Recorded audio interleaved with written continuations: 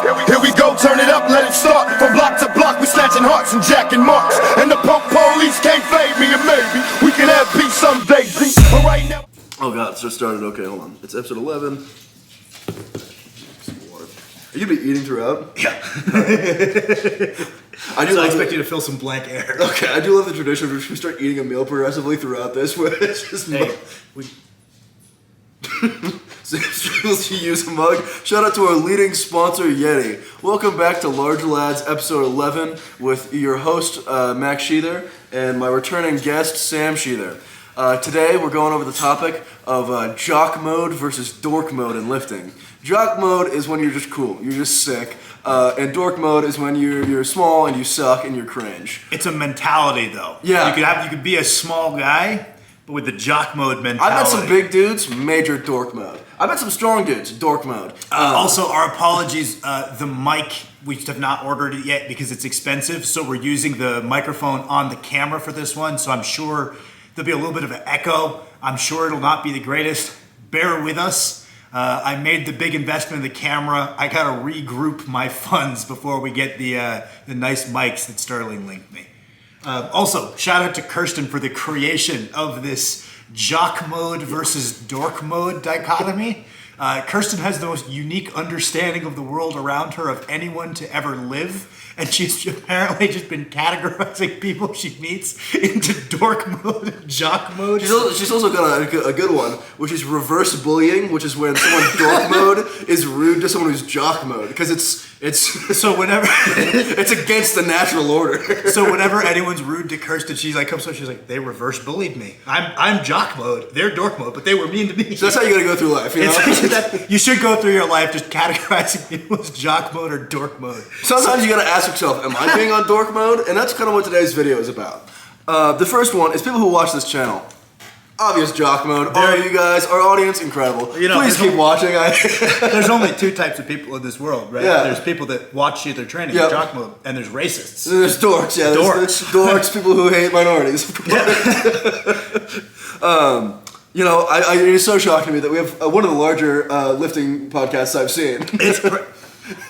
If you go view for view, we have like a pretty decently sized, like if you call it powerlifting niche. If you say like lifting as a whole, yeah. Oh no, not even close. There's big bodybuilding podcasts. Oh yeah, for sure. But if you look at the actual view count on like powerlifting podcasts, yeah, we're not bad. We're doing pretty good for sure. Strongman podcasts too. There's not a lot of big strongman podcasts. No, there are not. No. Yeah, I think we're probably top 20. Jesus. All right. The first one is when you post a video and you zoom in on people's reactions in the background. I think major dork mode. Usually it's because it's someone like screaming and slamming the weights in the gym, and they'd be like, "This babe was thirsting after me," and it's like, no, you're just being loud and annoying in the gym. Yeah, I feel like that's always been a thing, and then TikTok has like amplified that. There's like 5 people who've like made their careers off just being like insanely loud. Zoom in on the background. Yeah, my favorite is just like someone is just being a public nuisance in a gym that clearly is not like the culture for what they're trying to do. Yeah. And they're just like screaming at the top of their lungs before the set, and then everybody in the background turns and like they're glaring. Yeah. They're fucking pissed. Yeah.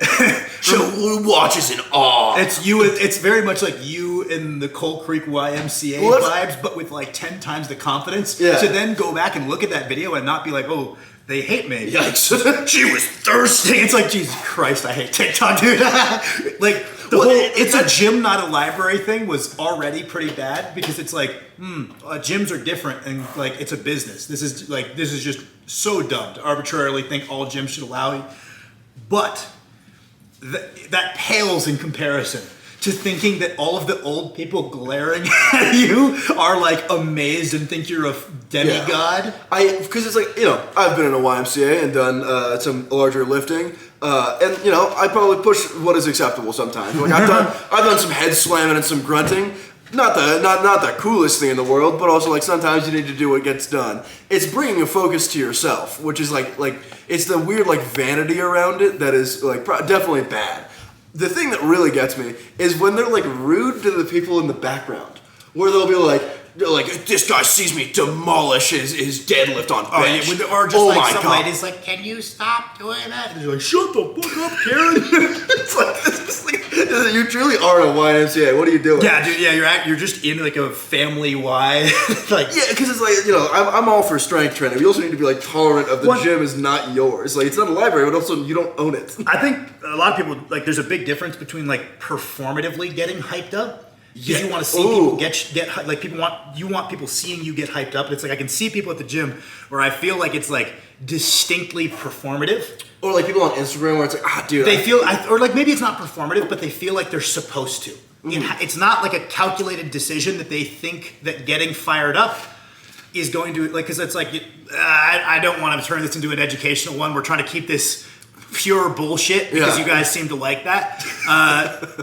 But, you got the arousal curve and different lifts. Like, if you're really technically proficient, the higher you can get your adrenaline, the more strength you'll express. But if you're not technically proficient, you get super hyped up, your cues go out the window, and your performance is actually worse.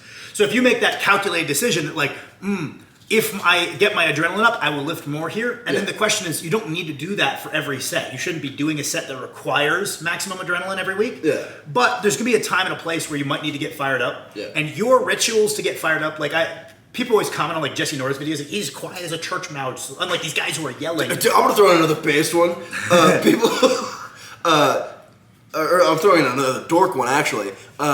People who are like, being super loud is cool, or being dead silent is cool. Just the act of lifting the weight is cool, and whatever that person is doing is probably what they need to do to get the lift up. That gets the best results, right? Yeah, it's like guys like Mike Tusher, Dan Green, Jesse Norris, very famous low arousal lifters. But it's like if Mike T could have gotten that 860 deadlift, he punched himself in the head. I know for a fact he would have. Exactly. So it's like, I guess it's cool. Like if you relate to that, you're gonna look up to lifters that are kind of at the same place in you. In the but it's like then dunking on the other people. But dunking on the people that get fired up. Like some people do get fired up because they want attention. Yeah, absolutely. So performative. So great. And for sure. That definitely, I'm like, I don't like that. And also, it makes me feel like insecure. I know. Like you want attention at the gym. I'm like, I promise you, I don't. Well, that's why Max and I both trim our hype ups out of the videos, which is like blasphemy on like Instagram. It makes me laugh every time when people are like, "Damn, Max, really calm down." It's like, no, I just stopped putting them in the video. No, everybody's like. One time I included like my hype up. People are like, it's good to see this side. He's like, I do this every heavy session. I just don't show it because it's embarrassing because I don't want to be associated with these dudes that are like screaming their head off. It's like, but there's certain weights where it's like, in my head I'm embarrassed, right? Because people are like, I know people are going to interpret that as like, oh, he's like grunting beforehand and hitting his chest to get attention, like people looking over there to see the heavy lift. It's like, dog, I'm doing this because I am scared as fuck that this is about to squish me. Yeah. And I suspect getting my adrenaline up will reduce the chances it squishes me. That is why I'm doing this. It's like, if anything, that's part of why we have a garage gym set up, is so that Max and I can get hyped up without being embarrassed in front of people. Like, also coming soon, my work schedule is going to change. So Sam and I are going to be training deadlift todays at home. So expect the next 880 videos in like 1 or 2 weeks to get just so sick. It's gonna be their boys back in the basement. This one's a garage. Well, we've been training together, and I just haven't been filming your sets. Yeah, but my sets have also been, most of them have been lame. True. I did a bunch of like sub-maximal singles, one cool deadlift, and then back to a bunch of reps. This camera has like battery life. I'm getting a new battery, but when we're at home, you can just film while it's plugged in like we're doing for large lats. Yeah. So we have infinite time, and I bought a big SD card for it. So we'll have plenty of footage to collect in the garage. So and maybe the video series will change to Race to 880. Ooh. Oh, yeah. All right. Race. All right. Over-reliance on equipment. Super dork mode. I'm a little bit picky when it comes to my stuff. I would definitely auto-regulate a session if I had to use like a YMCA bar. I can't, I had to do that recently. I can't squat like mid-700s on a YMCA bar. It's just fundamentally different. But when you're like, I can't do this without X, Y, and Z equipment, I can't even do the session, or when like you absolutely need your like hyper knee sleeves or elbow wraps or wrist wraps to do a lift, especially if you're like a raw lifter, at what point are you just not strong enough to do that lift? Like at what point does this not count anymore?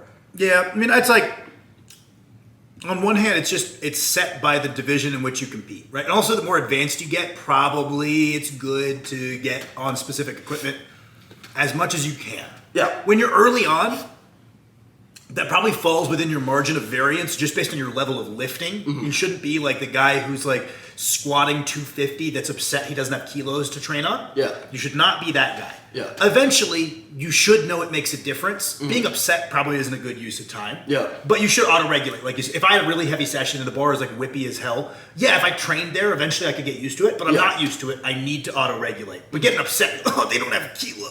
Cringe, it's fucking dork mode. Yeah, big dork mode.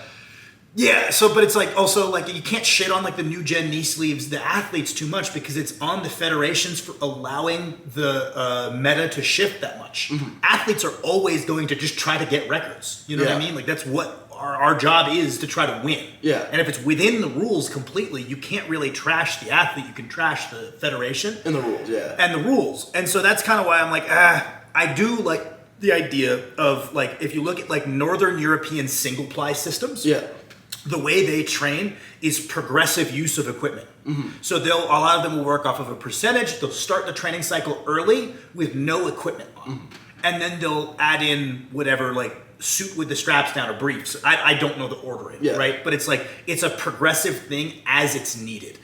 I feel like that helps you prevent certain muscles lagging behind from having habitual assistance. Just like how back in the day when wraps was a thing, the guys who they hated lifting the way less weight without the wraps on. Yeah. So they would never do wrapless squats as an assistance motion. And I find that when you have like wraps act as strong quads, if you always have assistance to your quads fall further and further behind. And those guys often kind of marched into knee injuries. Or quad tears, Or full-on quad tears in extreme cases, right? Like Josh has said, that's like why he tore his quad. Right? He was doing all that wrap squatting, and his posterior chain got stronger and stronger and stronger, and he didn't build up like the quads behind it, right? I find like as these knee sleeves get a little thicker, this idea of reduced and progressive equipment kind of becomes a good idea. So it's like I don't like hearing an athlete say that they never do anything without their Inzer sleeves. And then on like, I guess the more bodybuilding side of it, because we're trying to keep this friendly to all lifes of lifting. I think that having stuff like, I think it's the idea of coming into the gym and being able to bang out a workout with nothing with you, very good. But I do think that there's some items that are worth having depending on what endeavor you're doing. So it's like the guys who like bring in a ton of equipment to do strongman, maybe a little excessive sometimes. And it's like, maybe you're missing the forest for the trees and you're getting slightly dork mode on you. Or like people bring in tons and tons of stuff and they need special handles to bodybuild. It's like if you're really skilled at bodybuilding, you'd be able to tax that muscle with like a regular like cable attachment. You don't need fancy cable attachments. But there's certain stuff that it's like, why wouldn't you have that, right? If you're powerlifting, you should have a belt with you. Better equipment is good, but it's like it's more that like you should be proficient at lifting without it, probably. For sure. Yeah, on paper I could say it doesn't matter, but I still think it's a good skill to have. And it's like, there's certain things that are going to amplify the quality of your workout, like having a belt. If you're training for a powerlifting meet, you get a belt. It's just going to amplify your result. Having straps for back day, having fat grips. If you're someone who's interested in grip, I've kind of found that with my bit of experimentation with grip, fat grips there's a reason that all grip guys are like, fat, like that's not negotiable. That is like a really good tool to change, like for grip training. Like I would say like having a pair of fat grips for grip opens up so many. It's like straps for back. It's just like I would make that like kind of one-to-one analogy of like you should just have them. Like buy off brand, buy regular brand, you should have them. It's just kind of like a base item. It is, to me it's like, you could do a great job. You could build a great back without straps. Plenty of people have done it, but it's a base item. It's a good idea. Just like how you could build a huge squat without a belt. For sure, you could. People have done it, but you should probably just get it, you know? All right, general strength training. I put this in there. I'm saying major jock mode. I think this has been like a generally good little community of lifting. It's people doing like a lot of RDLs and close grip benching. I love powerlifting a lot, but I think for most people's general goals, like hyper-specific powerlifting kind of gets away from it. Of like, I want to be jacked and strong. Well, it's crazy how much powerlifting bled into it. I didn't realize this because I've always been kind of on the strength training side of things. How much that bled into shitty bodybuilding advice. Basement Bodybuilding is a guy on YouTube. I don't know if you've ever seen his videos, but like his whole thing was just like, dude, I got told to do like 5x5s on like low bar squats. And that's how you like, because that's what Mark Ripito says is like, even if you're bodybuilding, start out with like 5x5s, 5s on low bar squats and like no assistance work. And he's like, yeah, and I looked like shit. It didn't work. Yeah. And I'm like, I didn't realize that was being told to bodybuilders. Yeah. What? Like, especially like doing like heavy triples and singles. I mean, if you go far enough back, people used to say, oh yeah, higher reps, like lower reps is good for building mass, like 1 to 5. And it's like, that's crazy. You identified the only rep range that probably is worse for building size. Right? It's like, you know, the literature like 5 to 30-ish. Yeah. It's crazy that the common advice back in the day was low reps build mass. And it's like, no, that's the only rep range that's probably pretty ineffective. Well, you'd also hear like people being like, you know, you gotta do 60 back in the day. Like when you get like really early, you get a lot of like silver era bodybuilders doing like, I did 10,000 reps. But yeah, no, I think this trend is pretty good. I think that like this idea of like you could engage in strength training. Obviously, I'm a general strength enthusiast. I've kind of bounced from power. I'm a bit of a vagabond over here. I bounced from powerlifting to strongman. It's like what I've always liked is general strength training and trying to be strong in like a wide variety of parameters. And the fact that there hasn't been a name for that. It's just general strength training. I'm glad that's taking off because that's what a lot of people want, right? Because powerlifting is, depending on how you do it, actually a pretty good proxy. If you bench with like a moderate arch and a moderate rip, you know, your squat, there's nothing crazy about it. You're not going crazy wide. You're not going crazy low with the bar. And you have like either a moderate stance sumo or a conventional deadlift. It is a pretty good proxy for general strength. Now, you can, within the rules, get further away from that. And I think that people think the majority of athletes are getting far away from that, which they're not necessarily. But it's a decent proxy if you do it that way. But that being said, you don't have to do it, right? General strength training, you know, strongman, I think also very much falls into that category, this idea of being strong for reps. I think that growing on YouTube and just being like, well, A, it's a lot better for hypertrophy to get stronger in hypertrophy relevant rep ranges on lifts with hypertrophy relevant technique, right? So rather than chasing a 1 RM low bar, we could still pursue strength, but on a high bar 8 RM, and we're gonna see much greater returns to our muscularity as well, which most people, myself included, Max included, we want more, we wanna be jacked. Like even if the main goal is good powerlifting results and good gym lifts, right?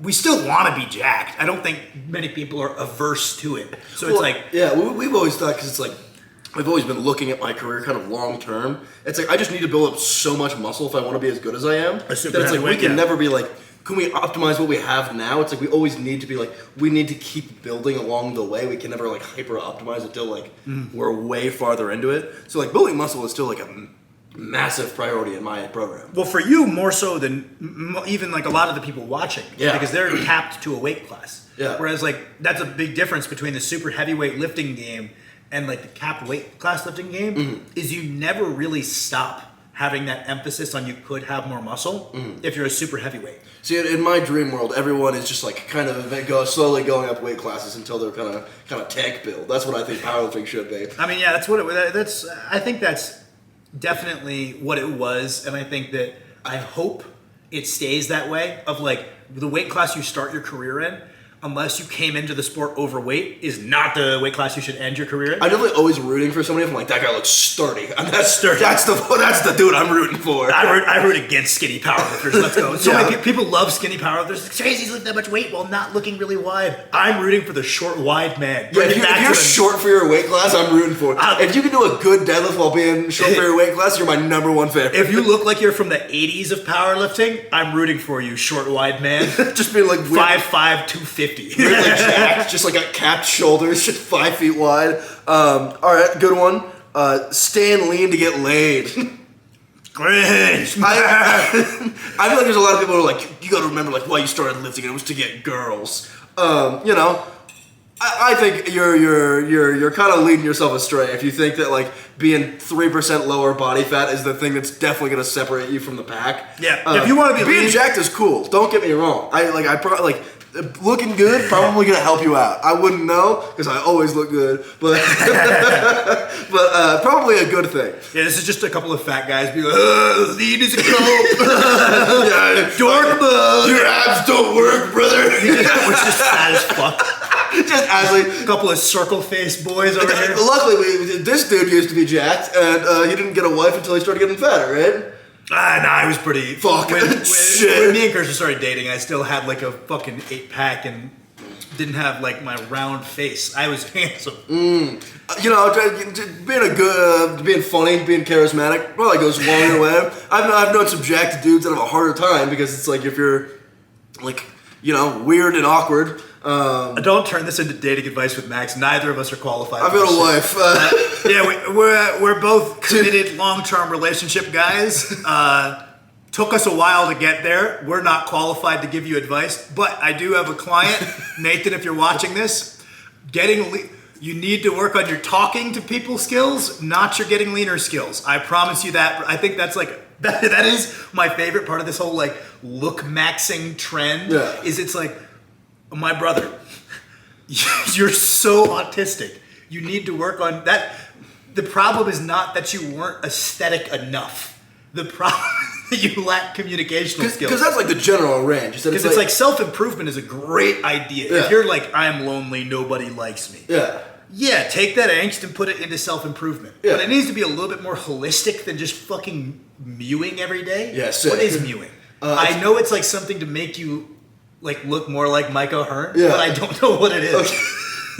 Oh god, I think it's just like it's like a jaw exercise and we give you more of a jawline. Like jazzercise? It's slightly different. I bet you jazzercise probably outperforms mewing. You heard it here. I don't know shit. This is the most controversial shit the training episode. Listen, get your looks maxing tips from the two of us, right? Yeah, generally, like being fitter probably going to help you because you're just like by most people's standards more attractive. For sure. But also like if you're crippling your ability to pursue the thing you're trying to do, like if your goal is to get strong. Well, you're taking it past also the point of diminishing returns as well. It's like, yeah, sure, getting a bit fitter, good. Well, really like, good. The extra 5% that takes a bunch more effort of like never leaving your house and eating nothing but chicken. Not leaving your house is a very bad idea if you're trying to get laid. Aesthetics versus getting huge. Oh, this is so. If you This is what Sam listen, said. if you guys like the word aesthetics, I love you. You're one of our wonderful viewers. You're my boy. Inherently jock mode. That being said, my difference in perception, like I think I got a pretty high amount of respect for everybody with like different, like as far as I'm concerned, we all lift weights, and it's like. Everybody that lifts weights is like closer to me than the people that don't take lifting weights seriously. Yeah. Like what specifically they do with, like if you're a weightlifter or a bodybuilder, I'm like, you're way closer to me. We have more in common than I do with the people that don't lift weights all the time. Yeah. More respect to you. Like you picked a different way of doing it. But that being said, my perception is so different. If I talk to a guy at the gym and he's like, oh yeah, I bodybuild. I'm like, oh, that's cool. Like, a lot of my influence comes from bodybuilding because blah, blah, blah, muscle, blah, blah, blah. Like, nutrition, we should probably just steal from bodybuilders a lot of the time with a little bit more emphasis on micronutrients. Yeah. I've consumed a bunch. I think those guys are cool as fuck. There's a bunch of, like, James Hollingshead, super cool guy. The difference in my, like, perception of them, if they say the word aesthetics anywhere in that first conversation versus if they say they're just trying to get huge. Yeah. Like, enhanced guy, natty guy. If like, I hear a natty guy, it's like, yeah, I'm just trying to get like as big as I can natty. I'm like, that's fucking sick. That is a sick endeavor. Just trying to get as jacked and big as you can naturally. Awesome. If you're taking a bunch of gear, awesome. The difference in how I perceive those people, probably excessively brutal. I'm just like, the second I hear, like, they could be the most reasonable guy. They could give me this super normal preamble. Yeah. They could be like super likable, like some Sam Sulik type dude. But as soon as they drop the word aesthetics, I just like there's like it's like a bomb goes off and I'm like, oh, they're a fucking dork. That's the thing is like wanting to like look good and not like freaky is like that's fine. That's totally cool. But like generally, I just have a negative association. That's true. Yeah, it's like having that like weird like it's different for me because I'm trying to look like. It's like you're just trying to get partially huge. And if you think of it like I'm doing a completely different endeavor and you don't listen to the people who have built way more muscle, a lot of those people never get aesthetic because they don't build enough muscle. Yeah. Like you're not at risk of being like, oh damn, I built way too much muscle. Like, I don't think that's the major risk. Sure, it's like the fear of, to some degree, it's like the fear of doing like squats and deadlifts. Yeah. Because, oh, my waist, look at the guys who squat and deadlift the most. It's like, part of the reason they squat the most is because they started with a wide waist. Yeah. That's part of it, right? Is that is a favorable trait for strength athletes to have a larger waist. And B, you're not going to get a massive waist on accident. It's just like any other muscle. You're not going to accidentally get huge biceps. You can't get a massive waist on accident. You're not going to get a massive core You're not. muscle. Yeah, you're not going to get a massive waist while still lean. Me on at 10 years accident. old got a massive waist on You're accident. not gonna just be like, I just woke up one day and I was doing like 700-pound squats, 1,000-pound yokes, and 800-pound deadlifts every week. Yeah, okay. If you're doing those things, your core has thickened. Holy shit, you're not gonna accidentally do it, and you could just back off. Like, muscles detrain. Machines versus free weight people. Fucking dorks. Let me tell you, boys, dork mode. If I hear one more guy be like, dude, using machines is like for pussies. You're dumb as fuck, dude. What the hell? Like, no machines ever. You don't use the cable machine.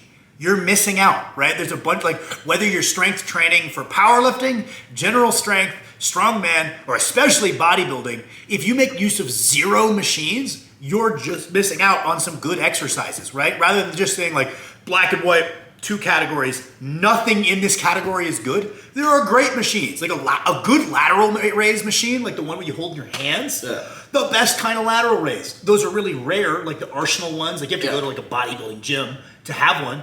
But it's like great resistance curve the at the arc is bottom. like, Wonderful, amazing machine. There's like chest supported rows offers something that's like, yeah, you can kind of set up with dumbbells on a thing, but it's like it's an easier way to do it. It's a great exercise, right? Yeah. Now, are there shitter machines that I would never get on? Yeah, even our gym, which is really nice, has some machines that I don't think I've ever used. Like I got on it once. It's like, this is a terrible machine, and I got off of it. But I think that like people who are like, even if you want to make the argument you feel free weights are more disruptive and like on a minute for minute basis better, when you're cobbling together like a holistic training routine and trying to tackle some of your weaknesses and manage your fatigue when you're not weak, there's gonna be somewhere where a machine is a good idea. Yeah, where it's like there's times in which like building up your stabilizers, good thing. There are other times that taking your stabilizers out of it, also a good thing. Either thinking that they're like free weights are useless or like inherently worse than machines. I think that's like a machines recent. There's a recent wave of people being like fatigue, like SFR, SFR, like and it's just like one at a time. Each free weight exercises is being taken out for having an unfavorable SFR, and it's like SFR, so stimulus to fatigue ratio, is a ratio.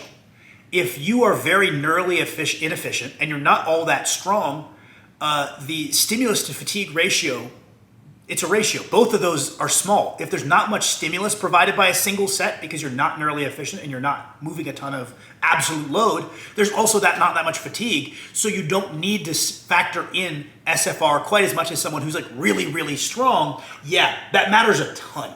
I kind of feel like it's a proxy for people like separating strength and hypertrophy to be completely separate like metrics that have like no ties.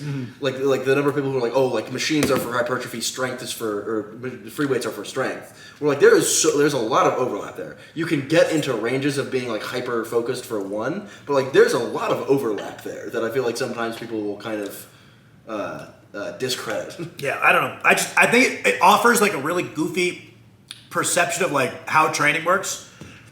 If you're just like all good, all bad, it's like That's kind of the general arc of this video. Is like either extreme is usually pretty stupid. I know it's getting a little predictable. Eh? Yeah, but yeah, no, I don't know. It's like that one. You got a less predictable one next one, so you're good. Let's go. That one winds me up a little bit because it's like, some people say there's no bad exercises. There are some exercises where I could not find a use case because I think something's going to do it better.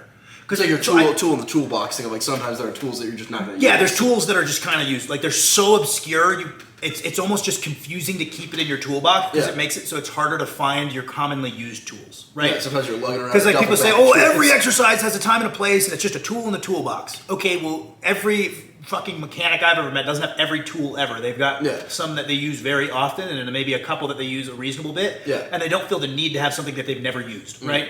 I think that's like a fallacy to say everything should go in your toolbox. Yeah. Oh, at some point I'm going to do like a fucking standing on a Bosu ball tricep kickback. No, I won't. There is not a use case that I could ever think of for that. right? That's the only possible thing you could do. So yeah, no, not every exercise is good, but each exercise should be assessed individually rather than just assuming it's bad because free weight or assuming it's bad because machine.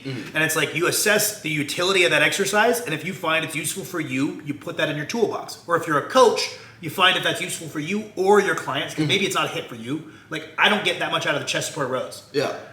Most of my clients do. It's in the toolbox, yeah. just not for me, right? Yeah. But it's like, we should try each of these exercises that are often people are seeing success with, and then add them to our toolbox. Yeah, it's good. They should be assessed individually, like just being like, I'm not even going to try that cable exercise because free weights. What? Yeah, it's kind of. I think that's one of the things that makes me like kind of a bad coach. Is that if I don't like an exercise, I just write it off as like completely bad in my It's head. not in the toolbox. Yeah, it's not in my toolbox, which just means I'm not gonna like. But I haven't had any experience to like start separating like what is good for me, what is good for everyone else. This is one of Sam's dirty bulking culture. Sick! Jock mode! Some people take it way This too video far. has gotten so fat, dude. Being like, stay lean, I know, dude. stupid, dumb, eating a bunch of Oreos. It's just us justifying being fucking fat, right? being strong and ugly, really sick. No, I just bulking culture. I just think there's something fucking cool about it. Like, like the idea of like, yeah, I'm just trying to get huge, like lift weights, see progressive overload, go eat a bunch. Like, to me, that's the part of bodybuilding that's really cool. Obviously, if you look at me, I haven't done the cutting part very much, but. I think the culture, like definitely, like any of these things that I said are jock mode. Like, yeah, you could take it and run with it the wrong way. Where it's like, if you just are naturally fat, you probably shouldn't love bulking culture as much as I was telling Kirsten this the other day. It seems like you talk to a lot of bodybuilders who have been doing this for a long time. A lot of them will like categorize themselves as a former fat kid or not a former fat kid. Yeah, and that seems to be like a specific like lingo that's been adopted among a lot of bodybuilders. bodybuilders. Oh yeah, they paid someone like a former skinny kid or former fat kid. Yeah, well, yeah. When I think that lingo is like I think that former fat kid. The implication is that's the opposite of a hard gainer, right? Is like some people are naturally skinny and their whole quest is just to force down enough food to push their body weight up, and if they slack, they lose weight. So getting lean is easy. And then you have the opposite, people who like even when they weren't trying as a kid put on weight. Their body is really good at putting on body weight. Yeah. So then they're like a lot of their journey is like eating a lot cleaner and restricting their food to not let their body fat run away on, like let their body weight come up too fast. It's kind of funny because I feel like we, like despite being brothers, it's like we're on the exact opposite of the side of the spectrum. We're like I didn't have a hard time gaining weight until I was like 270. Yeah. And even then, you've had like accidental slides up in weight while eating like 90% clean. Like it's like I definitely don't think you have a hard time like pushing the body weight up. Yeah, because it's like I still think I could get, like if you were like Max, you seriously need to gain 20 pounds. It's like I could probably do that over the next 4 months if I like just like still eating clean, almost entirely 93.7 or 93.7 beef and rice. Yeah, well, so I think that's. I just thought that was an interesting thing. Like talking to a couple of guys, they're like, "Oh yeah, like I'm a former fat kid." And I was like, "That's interesting. Like that's like it's being used like universally as the opposite of a hard gainer. Like my body is good at accumulating weight, so I need to be really concerned with whether that weight is as much muscle and as little fat as possible." Whereas like someone like me, right? Of course, I think bulking culture is cool because that's the part I needed to focus on. Whereas like, yeah, the guy who puts on like size, whether it's fat or muscle, pretty easily, he needs to like the whole staying lean, eating like leaner food. Like, well, I was gonna say because it's like if for me, if you're like, oh yeah, you gotta love dirty bulking, I'd be 400 pounds and way worse at lifting weights. So it's yeah, and so I think sometimes people use like me saying dirty bulking kind of sick. If you are a former fat kid, probably not a good idea. You should be able to push your body weight up in clean food, and you probably just need to make that concession. If you're like me, and it's a struggle to gain weight, you can kind of embrace it being sick and have like, I'm bulking, but I still have 2 cheat meals a week. After my heavy lower days, I just eat a pint of Ben & Jerry's, or I eat a pizza, or like something that's fun that kind of lets you like feel like, okay, what I'm doing right now is bulking, and I have a plan to do it, and I'm doing it in a way that I kind of enjoy. Yeah, I think that's a big thing because it's like a lot of people who are like I can't gain weight, and it's like you can push the definition of clean a little bit if you really need to. Yeah, it's because like the goal is to like if you need to gain weight. Sometimes people are just being weenies though, right? Yeah, a lot of being a hard gainer also is just your appetite not aligning with your like total calories burned. I don't want to turn it into an educational thing, right? But a lot of that variance in calories burned is actually activity levels, not your metabolic rate. Metabolic rate varies less from person to person than we used to think, and more of that difference in energy expenditure is just explained by how much you move through the day. Like some people never stop moving, they twitch their leg, like even when they're sitting, they're still moving. Mm-hmm. A lot of that variance is explained by how much people move. It is very funny because your leg is currently shaking and I've just been absolutely static. But some guys, like their appetite is bad. Yeah. And they're like, dude, I gotta go, like I gotta eat nothing but ice cream. And it's like, I couldn't eat enough. And you're just being an absolute weenie with your meal frequency. Yeah. That's really common is guys like, I need to just like go full dirty bulk. There's no way I can eat. It's like you skip breakfast every other day and you're eating lunch and dinner. It's like, yeah, of course, how much, if you don't have a big appetite, you can't eat your total calories in 2 meals without crazy reliance on like milkshakes. Yeah. But that's not how you should be doing. Like meal frequency for people who struggle to eat enough food is king. You know, it's way easier, like 2.5 meals. People would be like, oh, I eat so much food. It's like, yeah, because you feel like you're really struggling to get through those 2 full meals. But you'd eat more if you ate not to the point of like exhaustion 4 times. It would feel easier and you'd get more food down. But I think that's where you get like a lot of these guys that perceive they're eating an absurd amount of food. Did we already hit people who think their discipline is the only cool one? No. That one. Major dork mode. People who think that like just powerlifting is cool or just bodybuilding is cool and all the other ones are lame or just strongman is cool. I feel like part of that's like the honeymoon phase of like you're still relatively new to it. Yeah. It's like you're in love with the idea of your sport. Yeah, and you're like, I'm not like those fat powerlifters or I'm not like those show muscle bodybuilders. Yeah. And it's like, if that's how you understand it, that's gonna have to evolve. I don't know anybody who's been doing this for a really long time that still kind of holds that like super negative perception of everything else and like the sense of superiority. Yeah, I don't know.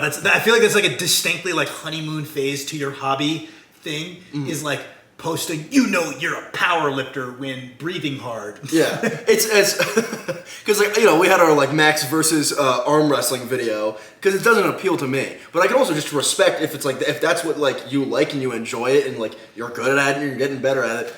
I'm not saying it's all bad. You got whipped into submission by those comments. Absolutely not. Arm wrestling sucks. Dork mode.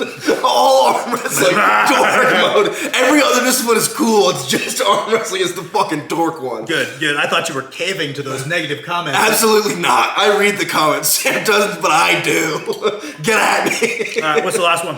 The most jock mode of all. Just getting better in the gym. You know, I think getting stronger. Getting better at your discipline is the most jock mode of all. Whether you're strong or weak, whether you're fat or skinny, whether you know soy. You know, what is this mass appeal bullshit? We're all about the positivity here. Put yourself out there. Say something controversial. All right, hold on. I think sumo should be banned from powerlifting. Yeah. Actually, just kidding. Let me correct that thing. Deadlift bars, actually banned. I'm dead serious about that. I think deadlift bars should be banned. I think the difference between sumo and conventional, way less bad on stiff bars. I think straight up deadlift bars should be fully banned. They're super lame. They're making the sport worse. We keep making bend to your bars. Stop that. Ban deadlift bars today. Max Sheether for president. Ban deadlift bars. President of the USAPL and USPA and WRPF, all powerful federations. All right, guys, that was Large Lads, episode 11. Thank you for tuning in. Eat big, get big, train hard. Don't be a fucking dork. Become a fat fuck.